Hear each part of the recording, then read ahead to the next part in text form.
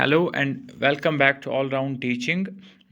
As you all know that कि पुराने class में हमने आर्ट एंड कल्चर जो टॉपिक है शुरू किया था, जो कि एक बहुत ही इम्पॉर्टेंट टॉपिक है। चाहे हम किसी भी कॉम्पिटिटिव एग्ज़ाम की बात करें, यूपीएससी की बात करें या जेकेपीएससी की बात करें या जेकेएसएसबी की बात करें, तो हर एक कॉम्पिटिटिव एग्ज़ाम के सिलेबस में जो है आर्ट एंड कल्चर रहता ही रहता है। और हमने अपने पहले वीडियो में जो पार्ट 1 हमने आर्ट एंड कल्चर पे बनाया था, उस पे हमने ऑलरेडी आर्ट एंड कल्चर को डिस्कस किया है, what does it actually means. और उसके अलावा हमने स्टेट फेस्टिवल्स इन इंडिया जो है, इसमें हमने आंध्र प्रदेश स्टेट को कवर किया था, अरुणाचल प्रदेश को ऑलरेडी कवर किया, आसाम को कवर किया, बिहार को ऑलरेडी हमने पढ़ा हुआ है, छत्तीसगढ़ भी हमने डिस्कस किया, गोवा भी डिस्कस किया, गुजरात भी डिस्कस किया, हिमाचल प्रदेश के फेस्टिवल्स भी हमने डिस्कस किए ऑलरेडी, जम्मू एंड कश्मीर के इंपॉर्टेंट फेस्टिवल्स भी डिस्कस किए हमने। अपार्ट फ्रॉम दैट झारखंड की बात करें, कर्नाटका एंड केरला,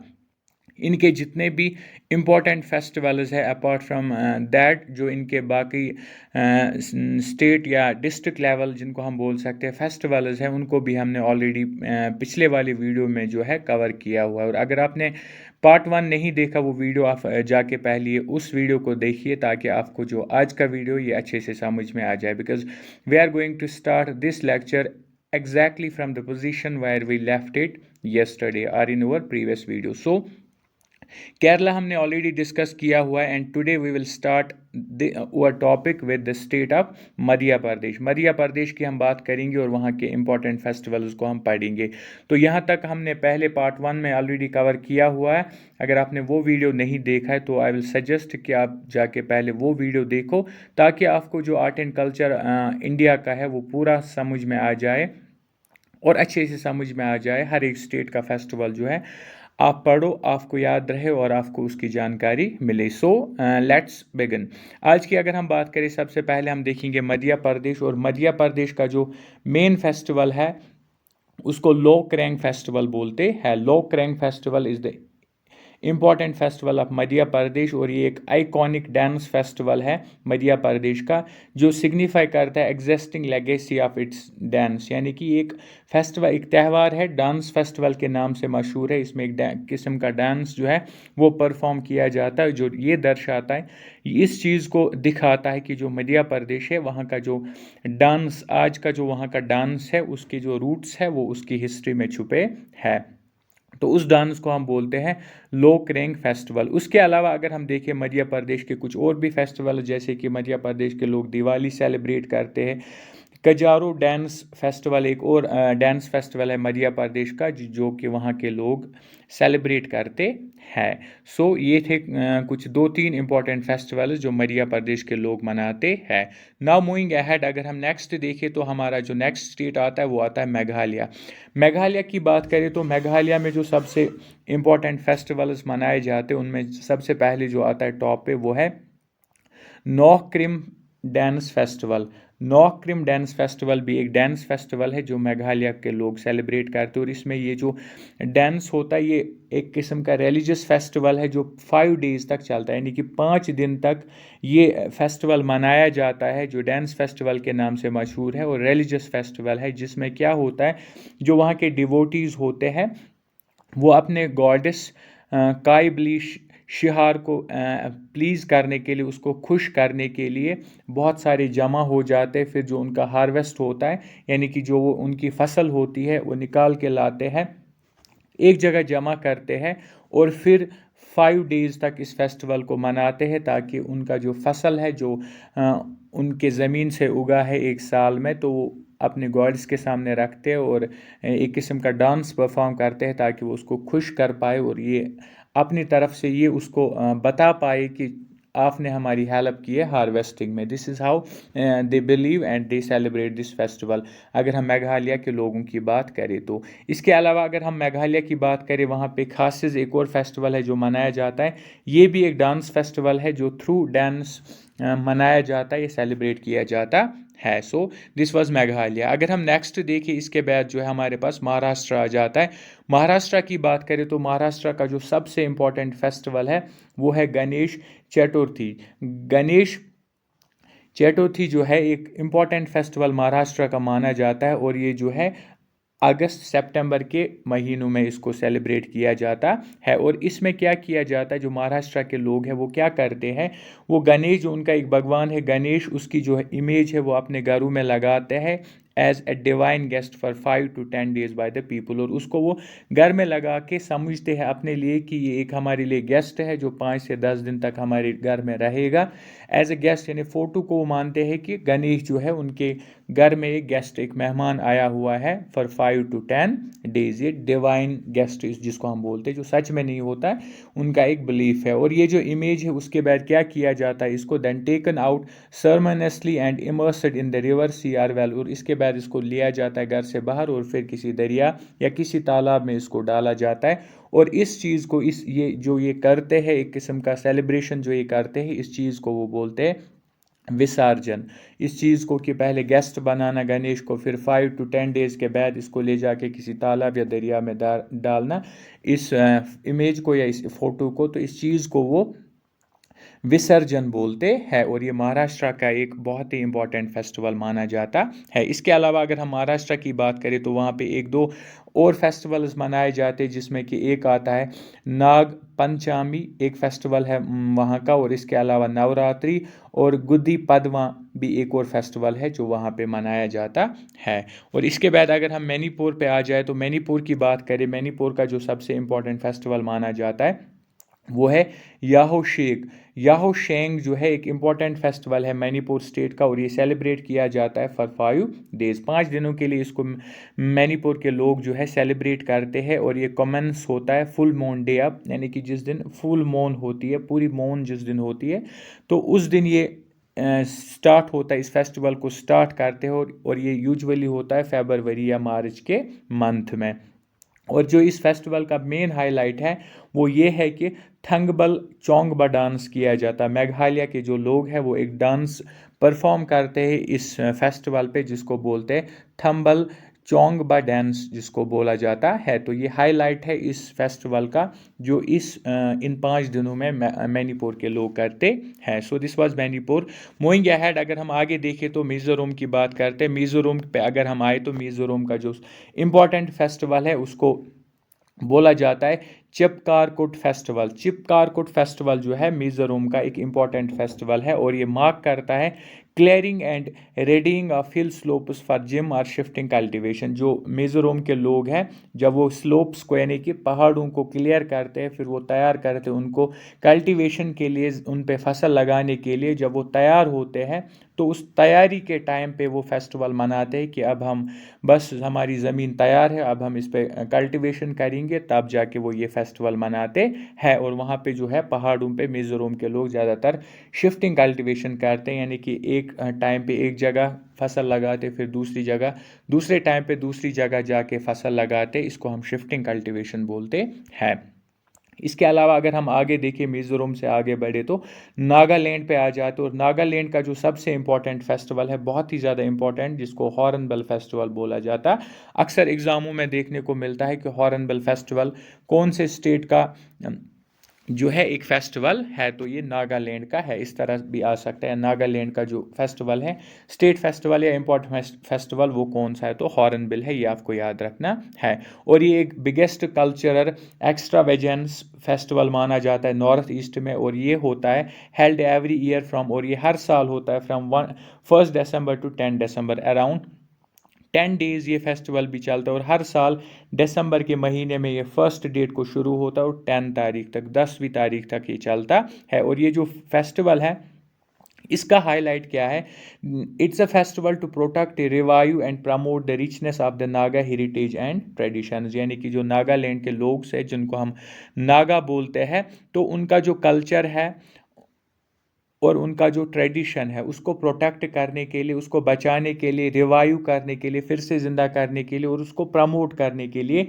इस फेस्टिवल को मनाया जाता है नागालैंड में, ताकि वो अपने हेरिटेज एंड ट्रेडिशन को ज़िंदा रख सके और उसको आगे बढ़ा सके। इसलिए वो ये इस फेस्टिवल को मनाते हैं। तो ये था एक बहुत ही ज़्यादा इम्पोर्टेंट फेस्टिवल नागालैंड का। इसके अलावा कुछ और भी फेस्टिवल्स हैं जो नागालैंड में मनाए जाते हैं। सिकरेनी जो है एक और इम्पॉर्टेंट फेस्टिवल है जो नागालैंड के लोग मनाते हैं, और नागालैंड की एक ट्राइब जिसको अंगामी ट्राइब बोलते हैं, यही ट्राइब जो है वो इस सिकरेनी फेस्टिवल को नागालैंड में जो है सेलिब्रेट करते हैं। और एक और इम्पॉर्टेंट पॉइंट आ जाता है यहाँ पे कि जो अंगामी ट्राइब है ये नागालैंड स्टेट से बिलोंग करते हैं, या ऐसे भी क्वेश्चन आता है कि नागालैंड स्टेट का जो ट्राइब है, इम्पॉर्टेंट ट्राइब, उसका नाम क्या है, तो अंगामी ट्राइब उसका नाम है। और ये वाला जो फेस्टिवल है नागालैंड की, ये वाली ट्राइब इस फेस्टिवल को मनाते हैं, और इसका भी मकसद यही है, इनका जो कल्चर है उसको बचाना। ये अपने रिच कल्चर को सेलिब्रेट करने के लिए इस फेस्टिवल को मनाते हैं। ये जो ट्राइब है अंगामी ट्राइब नागालैंड का, तो ये उन्हीं का फेस्टिवल, और अपने रिच कल्चर को एंजॉय करते, सेलिब्रेट करते, और उसी के सेलिब्रेशन में वो इस फेस्टिवल को मनाते हैं। So this was Nagaland. Moving ahead, अगर हम उड़ीसा की बात करें तो उड़ीसा का जो एक इम्पॉर्टेंट फेस्टिवल आता है जिसको हम बोलते हैं, सॉरी एक सेकेंड, जिसको हम बोलते हैं रथ यात्रा।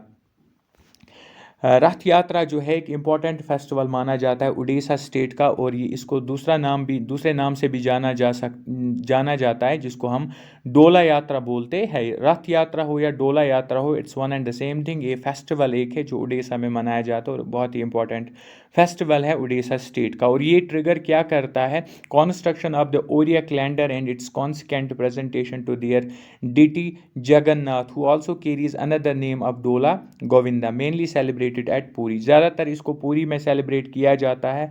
और ये फेस्टिवल किस लिए मनाया जाता है, इनका जो एक डिटी है यानी कि भगवान है जिसको जगन्नाथ ये बोलते हैं, और उसी का नाम दूसरा है डोला गोविंदा। दैट्स वाई इस रथ यात्रा का दूसरा नाम डोला यात्रा भी है, क्योंकि जिस भगवान के लिए इस फेस्टिवल को ये मनाते हैं उसका नाम जगन्नाथ है, लेकिन दूसरा नाम उसका डोला गोविंदा भी है। और ये ओरिया कैलेंडर यानी उड़ीसा के जो लोग हैं ओरिया लोग, उनका जो कैलेंडर होता है उसकी प्रेजेंटेशन करते हैं, यानी इसके ज़रिए उस कैलेंडर की कॉन्स्ट्रक्शन होती है, और फिर वो इस फेस्टिवल के ज़रिए उसकी प्रेजेंटेशन करते हैं। इसके अलावा अगर हम बात करें एक और फेस्टिवल जो है उड़ीसा का जिसको राजा परबा बोलते हैं, राजा परबा भी एक फेस्टिवल है जो उड़ीसा में मनाया जाता है, और ये मनाया जाता है वहाँ की जो लिविंग कल्चरल हेरिटेज है या एग्रीकल्चर वे ऑफ लाइफ उसको डिफिक्ट करने के लिए ये फेस्टिवल मनाया जाता है। और ये मनाया जाता है for 3 days in the month of June, जून के महीने में 3 दिनों के लिए ये फेस्टिवल राजा परबा मनाया जाता है, और ये भी उड़ीसा का एक इम्पॉर्टेंट फेस्टिवल माना जाता है। इसके अलावा अगर हम बात करें नेक्स्ट, अगर हम देखें कुछ और छोटे मोटे फेस्टिवल जो मनाए जाते हैं उड़ीसा में, उनमें एक आता है जिसको हम बोलते हैं आकाशनिया तृतीया, और उसके अलावा कोणार्क फेस्टिवल। ये दोनों जो फेस्टिवल है ये भी उड़ीसा के लोग मनाते हैं। इसके अलावा अगर हम पंजाब की बात करें, पंजाब पे आ जाए तो पंजाब का जो सबसे इम्पोर्टेंट फेस्टिवल माना जाता है that's Lohri. Lohri is one of the important festivals of India and the most important festival of Punjab, और इसको सेलिब्रेट किया जाता है on the 13th of January. हर साल 13 जनवरी को पंजाब में जो है लोहरी को मनाया जाता है, और ये 13 जनवरी जो है it's a day before Makar Sankranti, और जो मकर संक्रांति है इससे एक दिन पहले लोहरी को पंजाब के लोग मनाते हैं। और ये जो लोहरी वो मनाते हैं it's dedicated to the sun god, और ये जो फेस्टिवल है उनका ये सूरज के भगवान के लिए डेडिकेट वो करते या उसी के लिए मनाते हैं। इसके अलावा एक और इम्पॉर्टेंट फेस्टिवल जो पंजाब का है जिसको हम बैसाखी बोलते हैं, बैसाखी भी एक इम्पॉर्टेंट फेस्टिवल है पंजाब स्टेट का, और ये मार्क करता है time for the harvest of rabi crops. जो रबी क्रॉप्स लगाए जाते हैं पंजाब में, उनको जब हार्वेस्ट करने का टाइम आता है उस टाइम पे ये फेस्टिवल मनाते हैं जिसको बैसाखी बोला जाता है। और बैसाखी पे पंजाब के लोग क्या करते हैं, ट्रेडिशनल फोक डांसेस यानी कि कुछ डांसेस जो वहाँ के ट्रेडिशनल डांसेस है वो परफॉर्म किए जाते हैं, जिसमें बांगड़ा आता है, गिद्धा आता है। ये परफॉर्म किया जाता है by both man and women, male और औरतें जो है दोनों इस डांस को परफॉर्म करती है on the beat of the dhol. Dhol बजा के डांस किया जाता है लोगों के ज़रिए इस बैसाखी पे। तो ये भी एक इम्पॉर्टेंट फेस्टिवल है पंजाब का। इसके अलावा जो पंजाब के फेस्टिवल से उसमें आता है बांडी चोट दिवस और गुरु प्रभव, ये दो और फेस्टिवल है जो पंजाब में मनाए जाते हैं। नाउ मूविंग अहेड, अगर हम नेक्स्ट देखें, अगर हम राजस्थान की बात करें तो राजस्थान का जो एक इम्पॉर्टेंट फेस्टिवल है उसको गंगोर फेस्टिवल बोलते हैं। और जो गंगोर फेस्टिवल है ये होली के जस्ट आफ्टर होली के बाद ही राजस्थान के जो लोग हैं सेलिब्रेट करते हैं, और इसको सेलिब्रेट किया जाता है for 18 days in the honour of goddess Parvati. और ज़्यादातर जो गंगोर फेस्टिवल है राजस्थान की जो है औरतें मनाती है, 18 दिन तक इसको मनाया जाता है, और अपनी गॉडेस पार्वती को प्लीज़ करने के लिए, उसको ऑनर देने के लिए। और इन्हीं 18 दिनों में जो है राजस्थान में हार्वेस्ट भी होता है, तो इसी फेस्टिवल के साथ एक और जो सेलिब्रेशन जुड़ जाती है वो हार्वेस्ट की सेलिब्रेशन होती है, और उसको भी इसी में एंजॉय किया जाता है, सेलिब्रेट किया जाता है mostly by the womens of Rajasthan. इसके अलावा अगर हम देखें राजस्थान के कुछ और फेस्टिवल्स है जिसमें तेज आता है, पुष्कर फेयर आता है, उर्स एट अजमेर आता है, ये कुछ और 2-3 फेस्टिवल्स है which are celebrated by the people of Rajasthan. Now moving ahead, अगर हम नेक्स्ट बात करें सिक्किम की, तो सिक्किम का जो सबसे इम्पोर्टेंट फेस्टिवल है उसको लोसर फेस्टिवल बोलते हैं। बहुत ही इंपॉर्टेंट टर्म है, बहुत ही इंपॉर्टेंट फेस्टिवल है सिक्किम का, जो अक्सर एग्जामों में देखने को मिलता है। और इसको सेलिब्रेट किया जाता है on the down of the new Tibetan year, यानी कि जब तिब्बत कैलेंडर का नया साल आता है तो उस पे लोसर फेस्टिवल को सेलिब्रेट किया जाता है, when the new year begins, but according to the Tibetan calendar, उस हिसाब से उस लोसर फेस्टिवल को सेलिब्रेट किया जाता है। इसके अलावा सिक्किम के जो लोग हैं वो सागा दवा भी सेलिब्रेट करते हैं। एक और फेस्टिवल है सिक्किम में जिसको सागा दवा बोलते हैं, ये है magnificent carnival famous for the mask dances. ये एक कार्निवल टाइप ऑफ फेस्टिवल है जिसमें लोग क्या करते हैं, मास्कस लगा के डांस करते हैं, और इसको हम सागा दवा फेस्टिवल बोलते हैं, जो सिक्किम में सेलिब्रेट किया जाता है। इसके अलावा अगर हम आगे देखें तमिलनाडु की बात करें, one more very important festival of India and also very important festival of Tamil Nadu जिसको पोंगल बोलते हैं। पोंगल जो है स्टेट फेस्टिवल है तमिलनाडु का, और ये 4 डे लॉन्ग हार्वेस्ट फेस्टिवल है, यानी कि 4 दिनों तक चलने वाला फेस्टिवल है, जो हार्वेस्ट फेस्टिवल है, फसल के हार्वेस्ट पे इसको मनाया जाता है bye the people of Tamil Nadu. और ये जो है फॉल करता है जनवरी फरवरी के महीने में इस फेस्टिवल को मनाया जाता है। इसके अलावा अगर हम देखें बोगी फेस्टिवल हो, थाई पोंगल हो, मत्तू पोंगल हो, इनको भी सेलिब्रेट किया जाता है side by side with Pongal. Pongal के साथ इन फेस्टिवल्स को भी सेलिब्रेट किया जाता है तमिलनाडु में।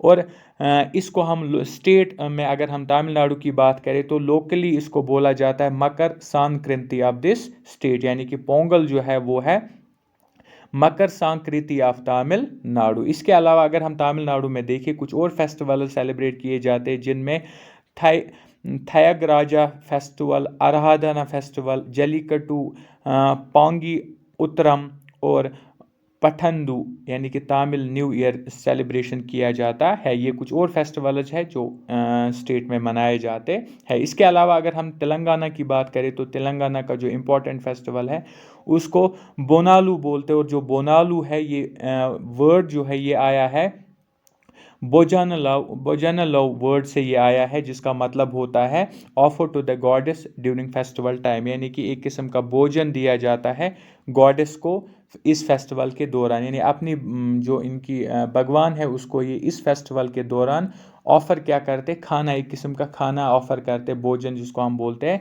तो इस तरह से इस तेलंगाना के लोग इस फेस्टिवल को सेलिब्रेट करते हैं। इसके अलावा अगर हम देखें तेलंगाना में और भी फेस्टिवल सेलिब्रेट किए जाते हैं, जिसमें बट्टू कामा फेस्टिवल है, जिसमें क्या किया जाता है, worshipping of goddess Gauri and consequent celebration. सबसे पहले इसमें इबादत की जाती है भगवान गौरी की, और उसके बाद इस फेस्टिवल को सेलिब्रेट किया जाता है तेलंगाना में। इसके बाद अगर हम देखें त्रिपुरा में जो है मेन फेस्टिवल जो त्रिपुरा का है वो है खाची पूजा। खाची पूजा जो है त्रिपुरा के लोग मनाते हैं, और इसमें भी ये वर्शिप करते हैं, भगवान की जो है इबादत करते हैं। 14 दिनों तक ये फेस्टिवल चलता है, और जिस gods of Tripura and is celebrated in the month of July August, जो त्रिपुरा के गॉड्स है यानी कि भगवान है वहाँ के, उनकी वर्शिप की जाती है फॉर 14 डेज जुलाई और अगस्त के महीनों में, और इस तरह से इस फेस्टिवल को मनाते हैं। एंड उसके बाद क्या होता है, it ends off with sacrifices of cattle to the earth god, और उसके बाद ये कैटल को सेक्रीफाइस करते हैं अर्थ गॉड के लिए, यानी ज़मीन का जो इनका भगवान होता है उसको प्लीज़ करने के लिए एक कैटल को सेक्रीफाइस किया जाता है। और उससे क्या होता है, ये फेस्टिवल जो है ख़त्म होता है। ये इसका जो है कंक्लूजन वाला हिस्सा होता है। इसके अलावा अगर हम देखें, त्रिपुरा में एक फेस्टिवल और मनाया जाता है जिसका नाम है त्रिपोश्वरी टेम्पल फेस्टिवल। ये भी त्रिपुरा के लोग मनाते हैं एवरी ईयर। इसके बाद अगर हम बात करें next state, that's West Bengal. West Bengal की बात करें तो वेस्ट बंगाल का इंपॉर्टेंट फेस्टिवल है जिसको दुर्गा पूजा बोलते हैं। दुर्गा पूजा जो है, ये इसको दूसरा नाम जो है is also referred to as Durgotsava. Durgotsava इसका एक और नाम है, और ये कॉमेमोरेट होता है by worshipping goddess Durga. Durga god की वर्शिप करते ही इसको स्टार्ट किया जाता है। दैट मीन्स दुर्गा पूजा को स्टार्ट किया जाता है, पहले गॉडेस दुर्गा की वर्शिप की जाती है, तो दुर्गा फेस्टिवल जो है शुरू हो जाता है। इसके बाद अगर हम बात करें उत्तरांचल की बात करें तो जिसको हम उत्तराखंड के नाम से जानते हैं, तो यहाँ का जो मेन फेस्टिवल है उसको बोलते हैं गंगा दशहरा। और गंगा दशहरा जो है 1 डे सेलिब्रेशन है। एक दिन ये फेस्टिवल उत्तराखंड में मनाया जाता है, और ये एक devotion and faith celebrate in the month of जून, यानी कि जून के महीने में एक दिन इसको सेलिब्रेट किया जाता है।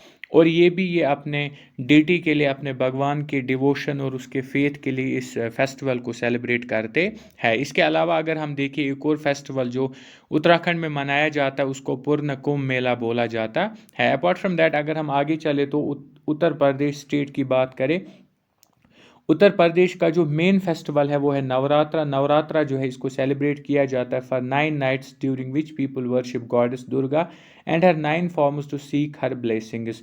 9 नाइट्स तक, यानी कि 9 रातों को ये नवरात्रि जो है उत्तर प्रदेश के लोग मनाते हैं। और इन 9 नाइट्स में वो क्या करते हैं, वो सिर्फ वर्शिप करते, इबादत करते अपनी गॉडेस दुर्गा की, और उसके जो 9 फॉर्म्स है, यानी कि जो दुर्गा है इसके 9 फॉर्म्स पे ये बिलीव रखते हैं कि इसके 9 रूप है, और उन 9 रूपों के लिए ये वर्शिप करते हैं फॉर 9 नाइट्स। और इस फेस्टिवल को ये नवरात्रि के नाम से मनाते हैं, just to seek their blessings, यानी कि उनकी ब्लेसिंग्स को हासिल करने के लिए ये ऐसा करते हैं।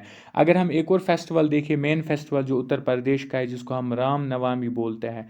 Ram Navami is another very important festival of Uttar Pradesh, और ये जो है ये बर्थ एनिवर्सरी है इनके गॉड जिसका नाम है Rama, and it's celebrated with the worship of girls and other females of the society. और ये जो है बर्थ एनिवर्सरी गॉड रामा की, इसको सेलिब्रेट किया जाता है जब इबादत शुरू करती है गर्ल्स उत्तर प्रदेश की, और बाकी जो फीमेल्स है, फीमेल फॉक है, वो वर्शिप करते हैं गॉड रामा की इस फेस्टिवल पे जिसको हम राम नवमी के नाम से जानते हैं। तो ये मोस्टली फीमेल्स जो है ये फेस्टिवल मनाती है, और बर्थ एनिवर्सरी है गॉड रामा की, और उसकी वर्शिप की जाती है इस फेस्टिवल पे।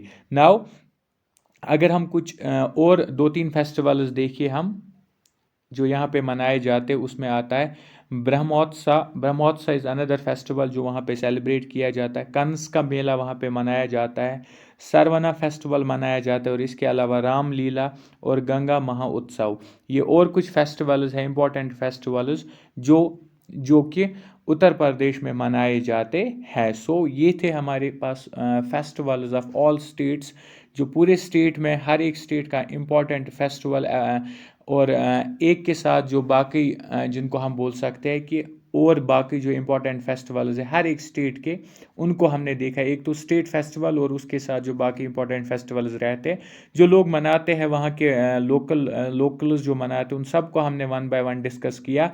और बहुत ही इंपॉर्टेंट टॉपिक है आर्ट एंड कल्चर की बात करें, जिसको हम बोलते हैं फेस्टिवल्स ऑफ ए स्टेट, और हर स्टेट के हमने पढ़े। और इसके बाद आगे जो आर्ट एंड कल्चर में आता है, जिसमें डांस फॉर्म्स आता है, जिसमें मार्शल आर्ट फॉर्म्स आता है, या इसके अलावा कल्चर की बात करें तो उसमें कुछ पॉपुलर हार्वेस्ट फेस्टिवल्स आते हैं जिनको हम आने वाली वीडियो में कवर करेंगे। तो फेस्टिवल जो आर्ट एंड कल्चर का टॉपिक है हमारा, फेस्टिवल्स ऑफ ऑल स्टेट जो है वो यहाँ पे कंप्लीट होता है। और जो बाकी आर्ट एंड कल्चर में बाकी रिमेनिंग पोर्शन है, we will cover that in our next video. So अगर आपने अभी तक इसके अलावा ऑलराउंड टीचिंग को सब्सक्राइब नहीं किया है तो डू सब्सक्राइब ऑलराउंड टीचिंग, ताकि आपको सबसे पहले हर एक आने वाली अपडेट मिले, और हर एक आने वाला वीडियो एंड इम्पॉर्टेंट क्लास जिस भी टॉपिक पे हम लाए, रीजनिंग पे लाए, कंप्यूटर या आर्ट एंड कल्चर की बात करें या जीके की बात करें, सबसे पहले आप उसको देख पाओ और उसका फ़ायदा उठा पाओ,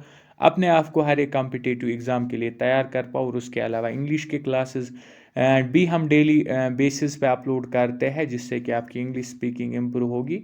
और उसके अलावा जो इंग्लिश सेक्शन रहता है कॉम्पिटिटिव एग्ज़ाम्स में, उसके लिए भी आप तैयार हो जाओगे। सो do subscribe all round teaching, like and share also. Thank you. This was all for today. Thanks a lot.